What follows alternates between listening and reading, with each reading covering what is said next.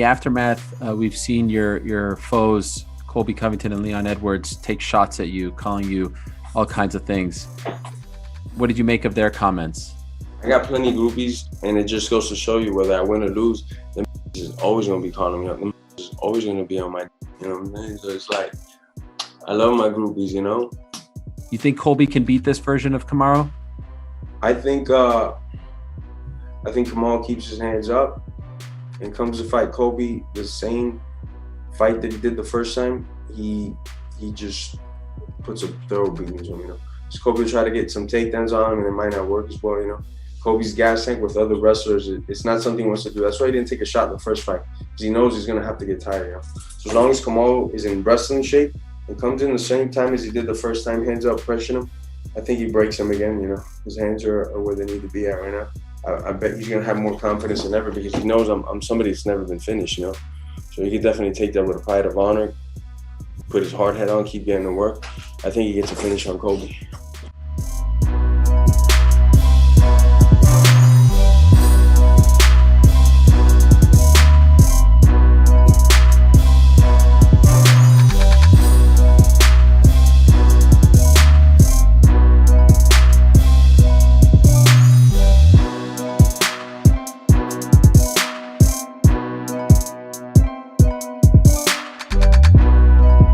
You know, I mean, everybody knows that they're the two greatest of all time. And when you say that, see, that gets said about men a lot, doesn't it? Jon Jones is the GOAT.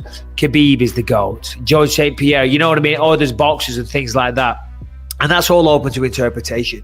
But what is not open to interpretation is that Amanda Nunes and Valentina Shevchenko are by far and large, it's not open to debate, the two baddest females that this world has ever seen. That's a fact. They could literally, you know, because just because you're champion of the world, you know, when I was champion of the world, you know, yeah, all right, I was champion of the world, but there might be some meathead somewhere that might just slam me on my head or whatever. I doubt it, but you never know. You never know. Some guy that's out there. Do you think about that guy every day of your life? A lumberjack. He's just swinging axes all day long, and he's like, I'm going to see Bisping, and when I do, he's a dead man.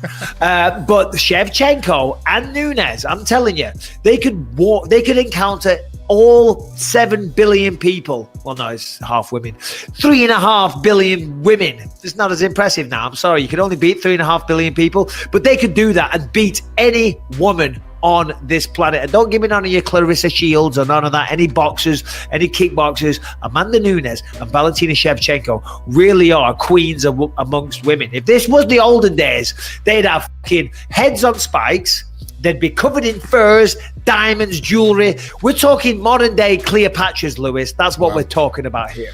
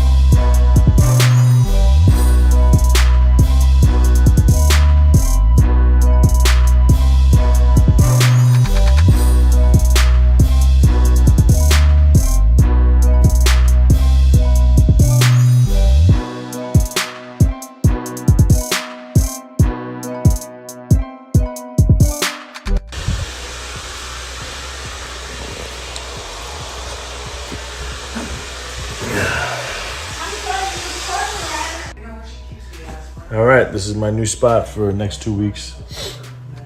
I haven't taken a shower since Saturday morning. It's so disgusting.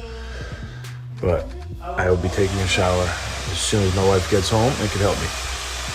So, very excited to feel clean again. I had brushed my teeth once though. So. All right, getting ready for my first shower since Saturday morning. My beautiful wife is getting ready to make me waterproof on my leg. If you guys have any other tips to do this so we don't get our leg wet, let us know. We're just doing a garbage bag and some tape. What do you want me to do? So can I prop your leg up, you think, so I can get underneath it? I can. Yeah, with your other hand, can you do it?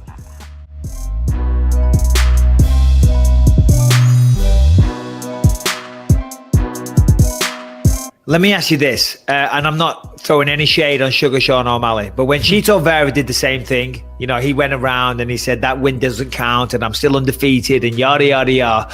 What would your response be if Jimmy Crute was saying a similar thing this morning? I mean, I would call him a liar. He didn't argue the stoppage. You know what I mean? Like he hasn't said anything like, man, he didn't ask for a rematch. He didn't ask to run it back. I had a couple beers with him in the hotel afterwards. Nice. Phenomenal dude, man. His coach is incredible. His dad was a great guy too. So, he didn't say anything like it.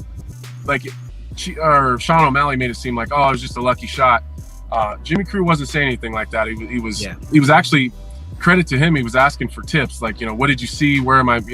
And I'm not going to give him too much because, he may be coming back around. But it was cool. He was just hungry for knowledge and where he messed up. So I don't suspect we're going to hear that. But if he did it, it's absolutely that's and Sean O'Malley, that's beautiful though. It really is. And the humility of the man, to the guy that just beat him, he's flown out here from Australia. It's a big deal, and you beat him like that, and he's humble enough to have a few beers and actually ask for tips. Hats off to that guy.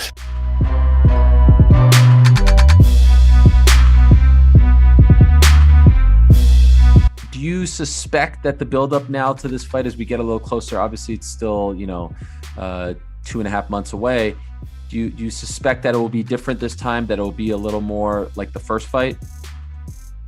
It seems that way. We'll see what happens. Do you welcome that?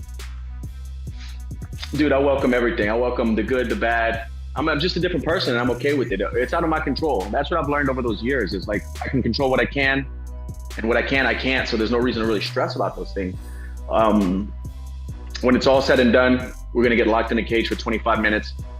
The better man's going to get his hand raised and then on to the next thing. So, and honestly, dude, that's the only part about fighting. I just feel like even talking about this stuff over the years and watching the fans' reactions, the only thing I love about the fight game anymore is the fight itself, because I feel like that's the only real part of it.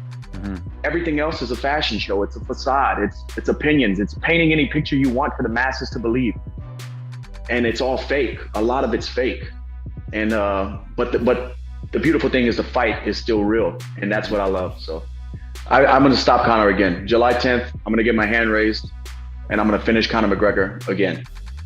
Earlier, sooner than the second time? I don't do all that. I don't do all that. I just show up ready to scrap, man. So we just got back from Abu Dhabi. Diego got off the plane, got a little bit of a limp, having to walk slow and go to the restroom. And as all the people from the UFC went ahead of us, and not one representative cared to look back and see where we were at, they all went to baggage claim, and they all went on a bus and somehow loaded up and left us sitting here in the airport so that Diego Nightmare Sanchez is stuck getting food out of a fucking vending machine. This is our reality. So when I'm telling you the UFC is not so respectful or doing Diego right, this is what I'm talking about. Look at this fucking place. There ain't nothing else going on but us. I've had it with this dump. We got no food. We got no jobs. Our pets' heads are falling off. Okay, just calm down. What the hell are we doing?